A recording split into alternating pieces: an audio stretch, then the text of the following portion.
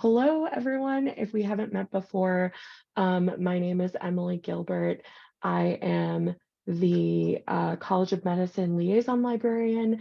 Actually, I think I have a slide for this, so let's go ahead and move there. Okay, so I'm a liaison librarian in Library of the Health Sciences, and I specifically am liaison to College of Medicine, so I work with a lot of faculty, students, residents, fellows.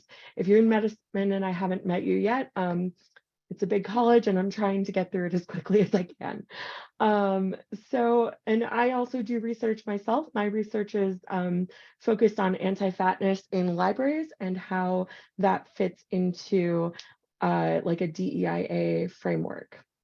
So, oh, we have a few more people coming in, I think. 1 second. Okay.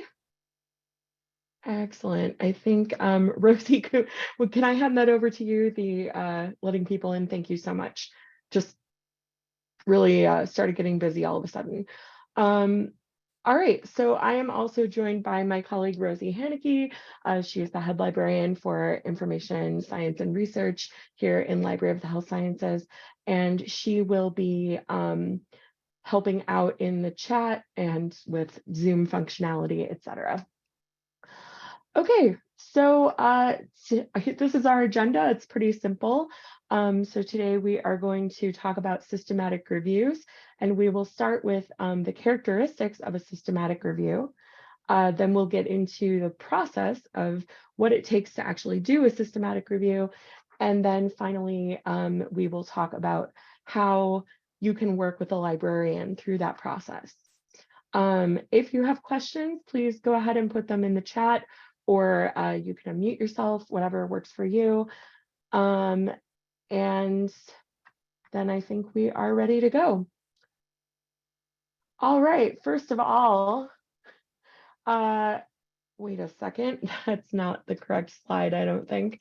Oh, okay, yes it is, sorry, I forgot the one that I was expecting is next. All right, so it is important to know that this is meant to be an introduction. Systematic reviews are so comprehensive and they're very complicated. So I would never attest that I could tell you everything you need in 45 minutes or an hour, however long we're going to have here.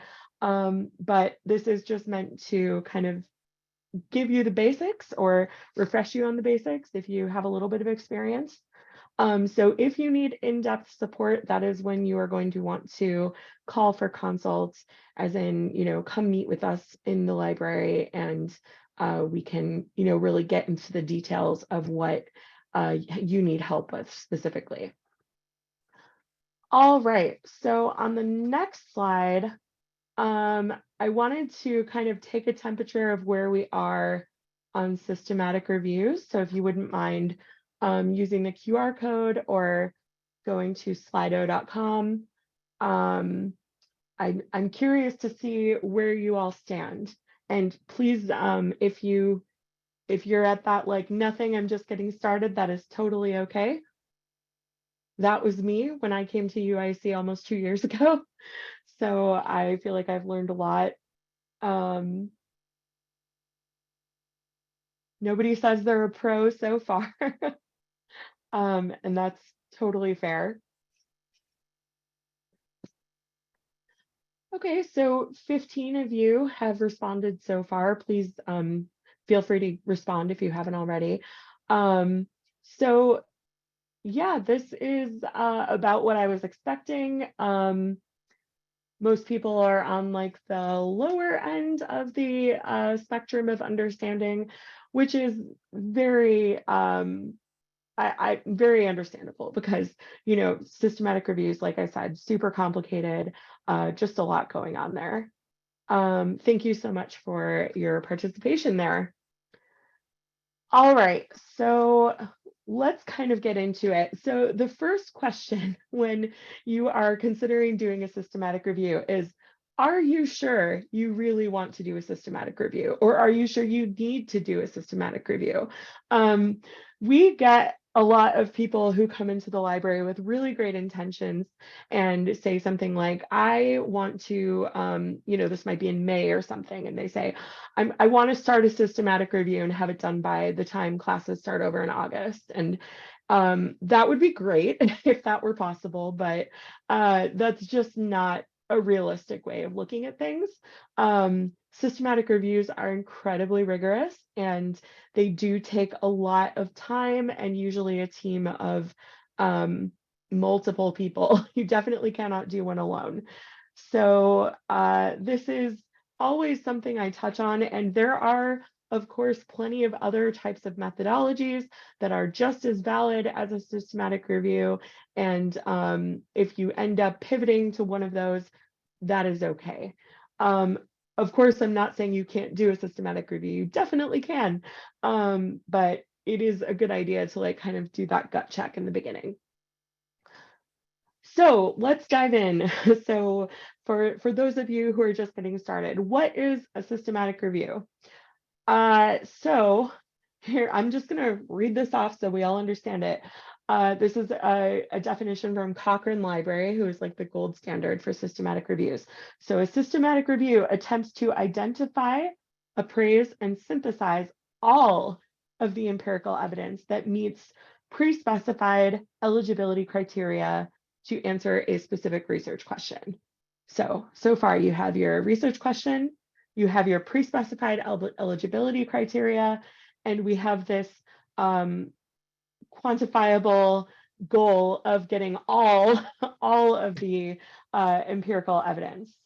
So, and then it says researchers conducting systematic reviews use explicit systematic methods that are selected with a view aimed at minimizing bias to produce more reliable findings to inform decision making. So summed up at the bottom, systematic reviews attempt to summarize all of the best available research on a question, and they also attempt to minimize bias by using explicit and replicable methods. By the way, you will get these slides when you get the recording, so feel free to, you don't have to attempt to write all of this down, just a heads up. All right, so there are some really specific components of a systematic review. So again, you need to have that clear and predefined question. You have a very comprehensive and systematic search. You have explicit inclusion and exclusion criteria. You have quality appraisal for the included studies.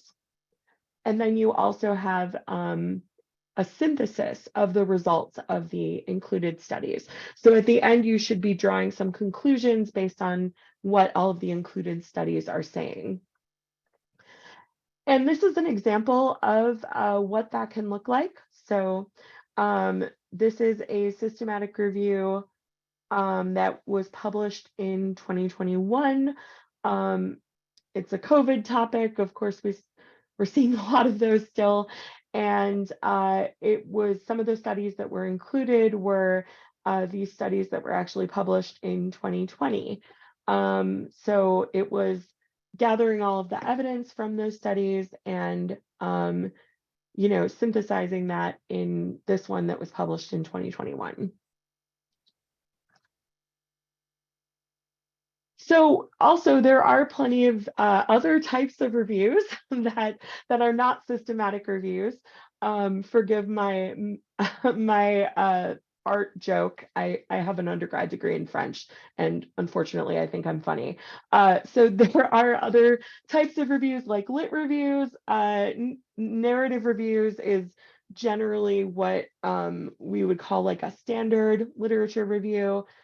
A scoping review, which is more of a preliminary assessment of the existing literature on a topic. That might be where you want to kind of see what the nature is of the research that's out there, how much there is, and it could also identify gaps. An umbrella review is I can't believe this exists sometimes, a review of reviews. It compiles evidence from other reviews into one document. And then a rapid review is similar to a systematic review, but some parts of the process have been either simplified or completely removed so it can be completed in a quicker time frame. So the actual process of a systematic review is laid out here. So like we talked about, we start with our very clearly defined research question. That's step one. And then that leads into step two, which is the protocol, which is where you lay out everything that you have for your inclusion and exclusion criteria, all of your like databases you're going to search. We'll talk more about this in a second. Then you're going to search the literature. So that means building a search string, figuring out what databases you want to search, searching for gray literature, doing citation tracking. Yeah, a lot going on there. Study selection is when you go through and decide, which of the titles and abstracts we've collected we actually want to include. And then when you go to full text review, you actually read those articles and see, does this actually meet the inclusion criteria? So there are two steps there. Study appraisal is looking over everything for quality. Data extraction is where you figure out what you want to take from the studies you're including, and then you get all of that in one place so you can analyze it. And then finally presenting your results. Simple, right? No, I'm kidding. It's complicated. And also importantly, it does take about 18 months for the process to go in full. So maybe a little bit less than that, maybe 12 if you are set up very well at the beginning. But it's very common for these to take 18 months or even more. It doesn't mean you can't do one. It just means this is something you want to be aware of with, if you're trying to get something published, how much time do you have to do a study before you need to have a manuscript to submit? So this is something you really want to take into consideration. Oh, I just saw Suchitra's question about appraisal. Yes, I will expand on all of these. So, and yes, great point, Rosie. One of my colleagues did a critical appraisal webinar last week, so we'll get that for you as well. All right. Oh, it's also really important to note that these steps have to be followed in order. You can't do any jumping around. You can't skip anything. You can't backtrack. It is funny how often that wants to happen. Like you get to your literature search and you might think, oh, I didn't expect 50,000 articles. Now I want to go back and change my criteria. Well, that doesn't work. That's not then a systematic review. You're probably doing a really good narrative review at that point, but it's if you're not like actually following the steps in order, then it's not going to work. So let's go on to the first step. So the research question. So like I said, it had to be very. Oh my God, Suchitra and Josh, I just realized you guys are in the same room. It looks like you were talking to each other, and I was like, oh, that's funny. And then I'm like, no, the art behind them is the same. Okay, got it. That's awesome. All right, so the research question. So traditionally, systematic reviews answer a clinical question, so it can be put into a PICO format. So an example of a good research question would be, how effective are cognitive behavioral treatments compared to pharmacological treatments in children with social anxiety? So we have our population, children with social anxiety, our intervention, cognitive behavioral treatments, comparison, pharmacological treatments, and outcome effectiveness, I think. So that's an example of a good PICO question that we could look at for a systematic review. The next question is just insufficient for a systematic review. It doesn't mean it's necessarily a terrible research question. What different treatments are there for PCOS? But it's not complex enough for a systematic review. So That is a good thing to know right from the start. Your research question has to be strong. And a note at the bottom, when you are getting your research question together, it's very common to do some preliminary searching. It doesn't have to be systematic or comprehensive at that point, but maybe you just start looking around and seeing, are there any studies that you're finding that are helpful? We often ask when we're working with people to do systematic reviews, we ask, like, what are your exemplar studies? What are the studies you know you would want to be included in your review? You should have an idea of what those are. If you're not finding any exemplar studies, then maybe you're looking to do a scoping review or something more along that line. But for a systematic review, you do need to have included studies to synthesize.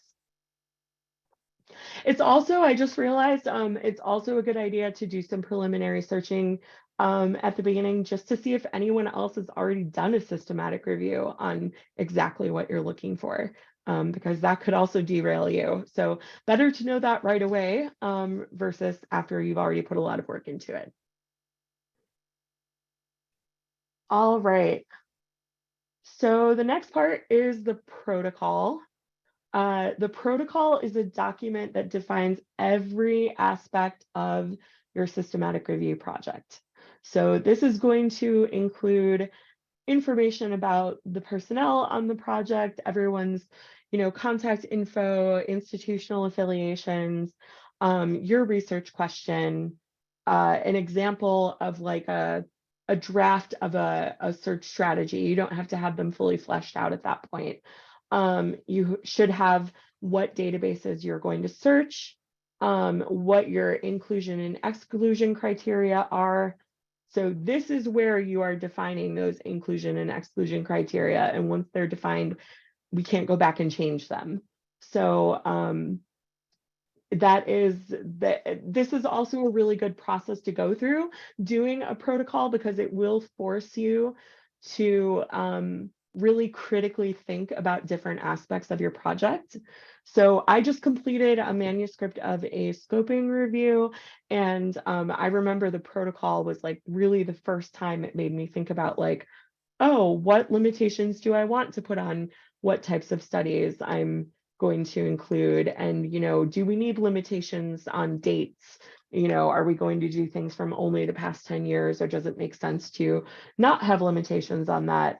It really depends on your research question. So there are reporting guidelines. PRISMA is, I cannot remember what PRISMA stands for, but it's something reporting, something systematic, something. Preferred reporting items for systematic reviews and meta-analysis. Thank you, Rosie. That was better than what I said. So PRISMA has a checklist, the PRISMA P checklist, specifically for protocols, and the website has been periodically crashing recently, so I hope this isn't what's going on here. I'm sure I have this downloaded somewhere, but let me see if I can find that. Rosie, if you happen to know of a link that works. Oh, I found it. Hang on. Last time the website was working, I downloaded it. Thank goodness. All right. I'm sure it'll be working tomorrow. It's been really weird. Okay. So preferred reporting items for systematic review and meta-analysis protocols with the P on the end. So this is what is recommended to address in a protocol. So administrative information, your title, the title of your protocol. So you need to identify it as a protocol of a systematic review. You need to provide the name of your registry if you are registering it, and you can. There are places like Prospero. I think we have that linked in our systematic review guide. So that's where you can also see examples of protocols, I believe. The author contact information, what their contributions are going to be. If you're getting any funding, you need to disclose that in your protocol. You give a rationale, your explicit statement of the questions that this review is going to address, the study characteristics, report characteristics to be used as criteria for eligibility, information sources, so the databases you're going to look in, trial registers, other sources of gray literature. We'll talk more about that in a bit. Your search strategy, at least a draft. Usually when someone meets with us for a systematic review consult, we can at least get a draft going the first time we meet with them. So study records, how are you going to manage your data? How are you going to manage your records? How are you going to select the studies? What are you going to use to do that? Outcomes, risk of bias, data synthesis. So it really does force you to think a lot about that, which is good because that means it's helping set you up for success. All right. So let's go back to the PowerPoint. Oh, and yes, like it says in the last bullet point, this is a time commitment, even getting to the protocol stage. So registering your protocol is really a good idea. You can have some credit for that work you've already done. All right, moving on to documentation. This is so important. Basically, everything you do in the systematic review process needs to be documented. So we've already seen some of these that we would include in the protocol, like the rationale and objectives. And my colleague who made the first draft of the slides said it's startling how often these want to change after once analysis starts. Totally agree. All your inclusion and exclusion criteria. I also think it's really important to document things like if you try out a version of your search strings and then they change, why did you change them? You may think you'll remember, but then, 8 months from now when you're starting your draft, you may not. So good idea to do that. This is basically other things that we had already discussed on the protocol. Okay. And now the literature search. So where are you going to find literature for your review?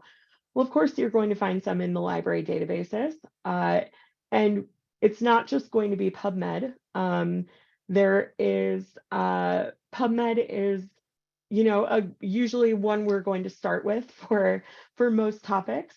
But then also we have other databases like Embase, which is another biomedical literature database, science databases like Scopus and Web of Science that do include biomedical sciences. Depending on what your topic is, you might also want to include something like CINAHL, if it's a topic that nurses write about, because CINAHL is a nursing and allied health literature database, but of course there's a lot of overlap with medicine topics. Or I know it's not just medicine that does systematic reviews. I think within the framework of medicine because that's my liaison area. Psych info too, if you have a kind of a psychological component to your question, that might be somewhere you would look as well. Also Google Scholar. Google Scholar, I've had people ask me, well, why not just do like the whole search in Google Scholar?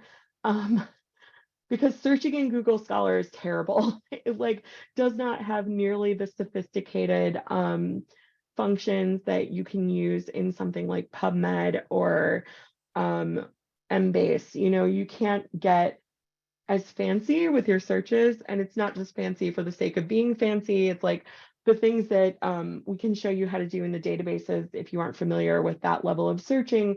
It really helps you get the broadest possible search, which is important in a systematic review. Gray literature means anything that is produced outside traditional publishing channels. So that could include, like we talked about in a moment ago, trial registers, government documents, reports, conference papers, things that you might find on like a professional organization website. So those could all be helpful, but you're not going to find them in journals.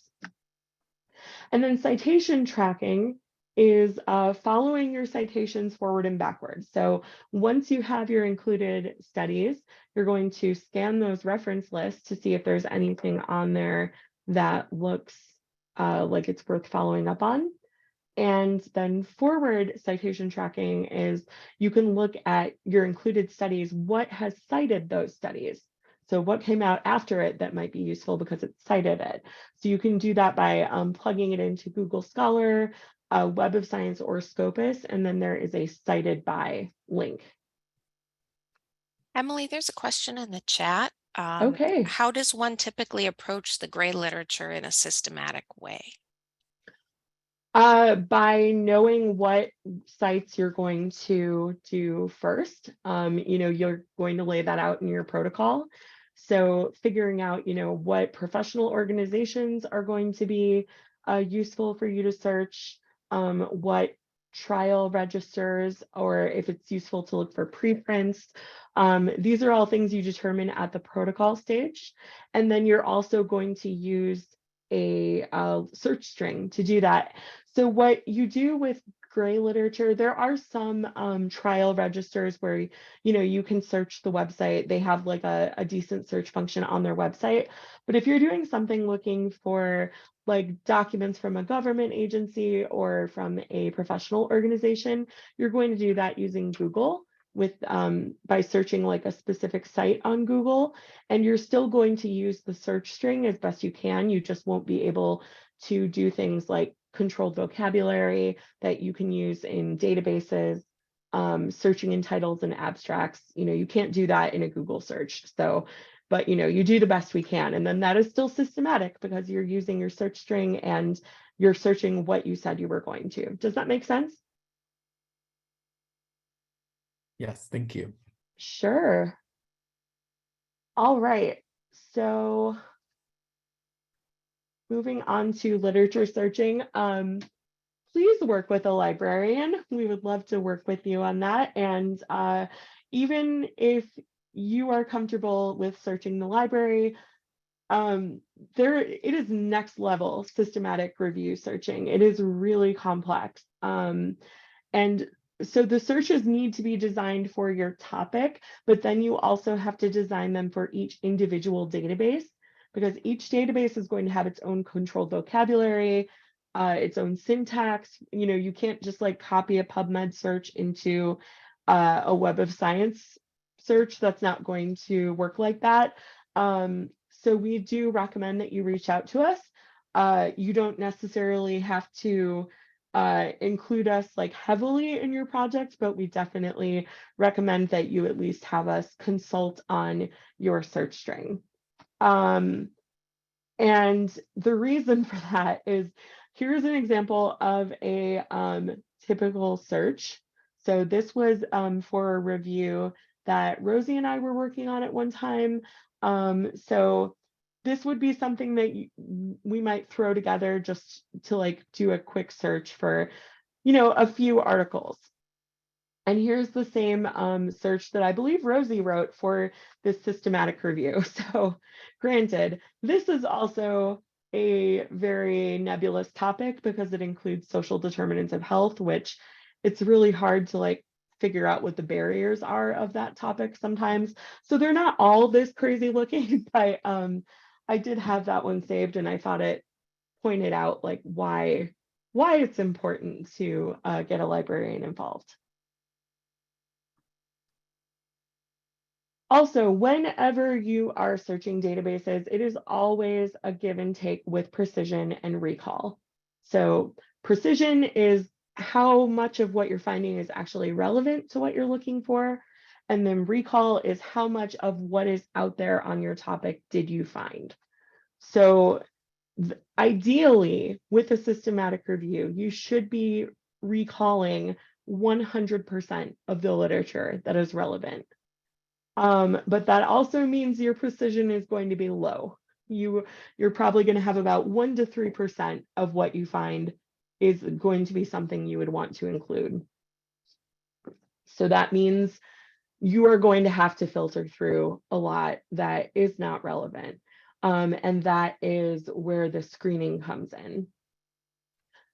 So it's always important in a systematic review, because you're attempting to find all of the evidence that is out there on your question, you have to prioritize the recall over the precision. If you were just doing a quick search for some background information, then you could prioritize precision. There's You're gonna another say something? question in the chat. Yes, I just saw, how do you know you have 100% recall? I mean, there isn't a test, you know, you just do the best you can in working with someone in the library to make sure that your search is really comprehensive, and that you're searching all of the places that make sense. So unfortunately, there's no way to guarantee it, but you know, we do the best we can.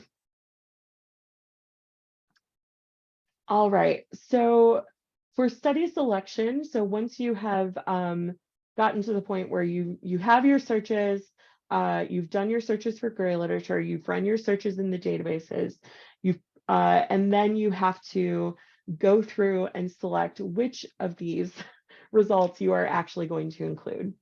So again, you are going to have your clearly defined inclusion criteria and exclusion criteria, with minimal room for subjectivity. You know, you should be able to say yes or no, ideally. Maybes can make things harder. Of course, there's always going to be something that comes up that you didn't expect. So options like Confidence, the software that can filter through this, they do have a maybe button, but then, you know, if you're going to have to make a decision on it eventually. So when you're screening articles, there should be at least 2 of you screening. All voting is blinded, so you don't know who has voted what on what article. And please use software for this. Don't do this in Excel. I worked with someone like a month ago who had already completed this process in Excel, and it's just so much harder if you do it that way. It will make your life a lot easier if you use something like Confidence. You don't have to use Confidence. There are other options, but the Office of the CIO is paying for Confidence for at least the next, what, like we're for sure going to have it for at least almost 2 years, I think. So and it's like a year-to-year decision, but we're very lucky that they have renewed that. So we're going to have it for a good long time. So I definitely recommend using it. So once you get through selection and you know you've gone through, you've decided what you want from just looking at title and abstracts, and then what you've said yes to at that level, you look at the full text, and then what you've said yes to there, that goes to your studies that you are going to include. And then you're going to be appraising them for quality.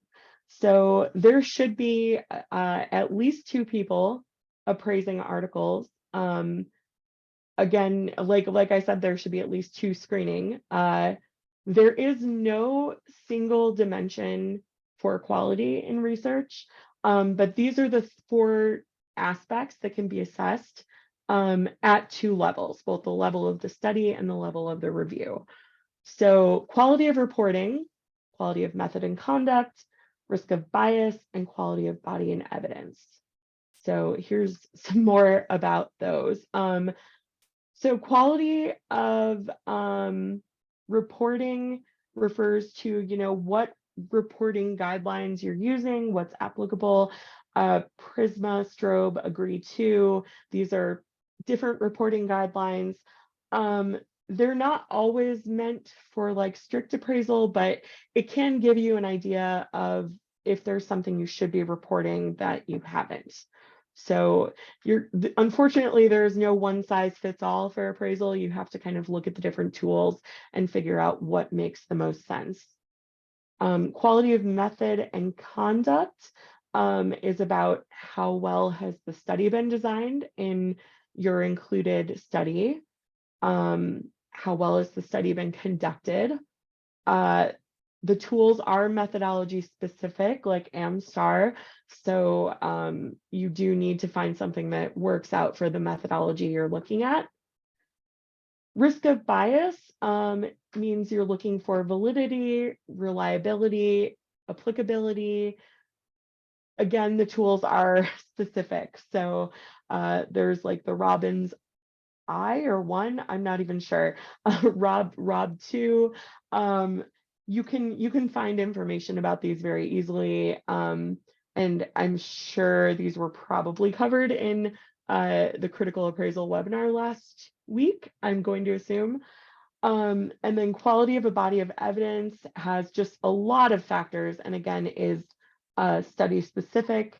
But it has you looking at inconsistency, indirectness, and imprecision.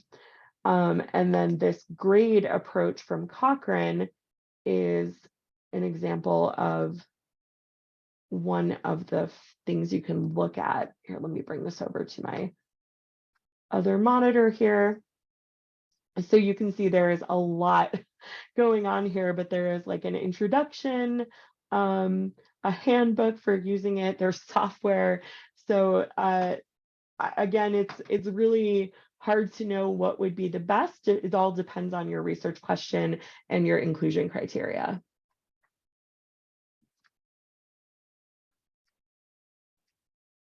All right, for data extraction and analysis, again, we need at least 2 people who are extracting the data independently. And there should be a standard extraction form. So if you're using Covidence, there is a form that is standard, and then you can structure your primary outcomes and your secondary outcomes. You can also add in things for what you want to look at, what you want to analyze, you know, what really is the thing that you want to talk about from all of these studies. So you can have qualitative or quantitative synthesis. You may or may not do a meta-analysis at this point. And a meta-analysis really can only be used when your individual studies all have aligned PICO questions. Otherwise, meta-analysis is not advisable. So you have to think about, do they address the comparable populations, interventions, comparisons? Otherwise, it's really not going to work. Meta-analysis is not something we do in the library. It is not in my area of expertise. So that is like really advanced statistics. So you would need to consult with a biostatistician. These are just some examples of common visualizations for you're presenting your results. So a forest plot shows your aggregated estimated results of studies that address the same question. So the forest plot is over here on the left. And then the funnel plot looks at publication bias. So it assumes that in the absence of publication bias, studies with high precision will be plotted near the average, while studies with low precision will be spread out evenly on both sides of the average. So again, for presenting your results, it's important to have had that documentation at all steps. That is going to be really important when you're putting together either a presentation or a manuscript. So you'll have your search strategies and your notes on development that will be included as appendices in your final manuscript. Your Prisma diagram for study inclusion should be included. Study tables of primary and secondary outcomes. Your reference list of excluded studies with the rationale for why you excluded them. You'll have your risk of bias graphs, and there may be more. You have to look at the reporting guideline that you are that you're using for your review, but the journal author guidelines usually are not sufficient when talking about this. And then you may also have other visualizations depending on, the study design and objectives, like models to show causal relationships, Harvest plots can summarize complex and diverse studies, the kind that would not be amenable to meta-analysis. And then network analysis to compare multiple treatments in a single analysis by combining direct and indirect evidence within a network. If all this sounds complicated, it's because it is, but it's not impossible. Does anyone have questions on any part of the process so far before we move on?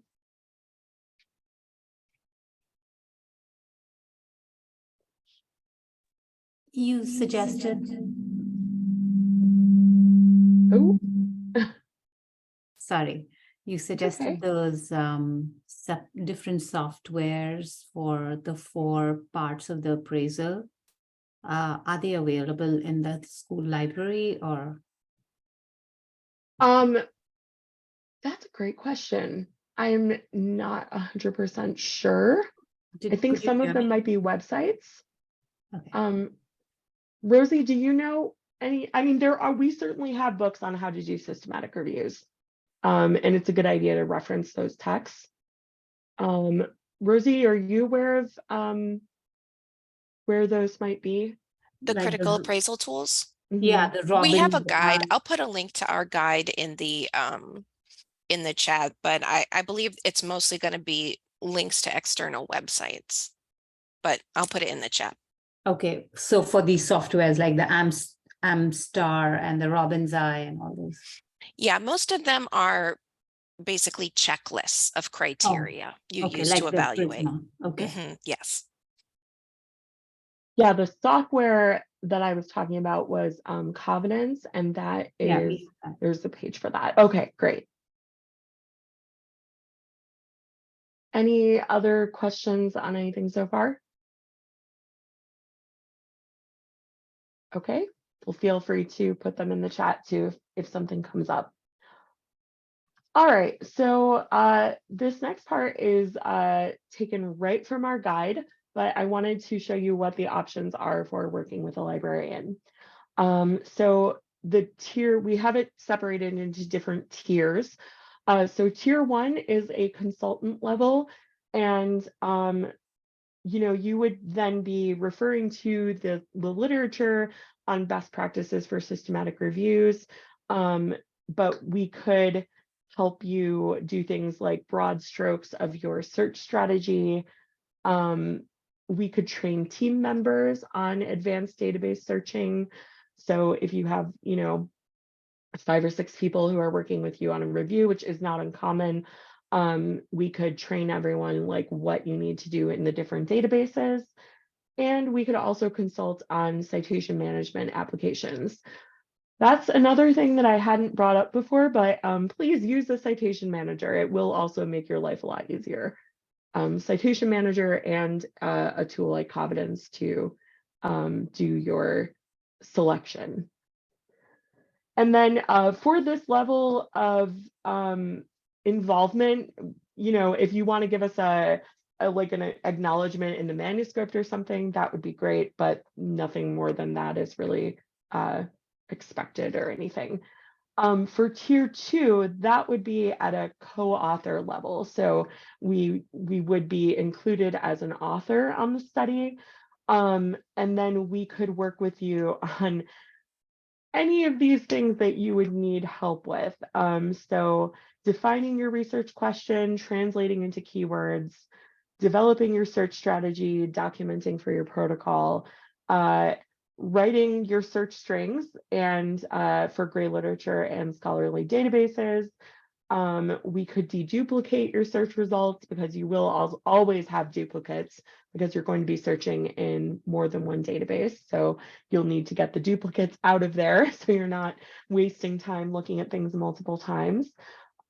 We could upload everything into Covenants or whatever tool you're using, advise on backwards and forward citation searching, locate literature about your methodology, your quality assessment, other parts of the process, document your search strategy, and also draft part of your methods section for the final manuscript. advise on data management, and if there's ever an update, we could rerun the searches. So for that level of work, like I said, it's normalized that we are considered a co-author at that point. So those are the two levels of involvement that the librarians could be or could collaborate with you on. We typically do not do any screening for inclusion or exclusion. We don't do biostatistical analysis because I promise you we can't. You don't want us trying. We don't serve as a project manager.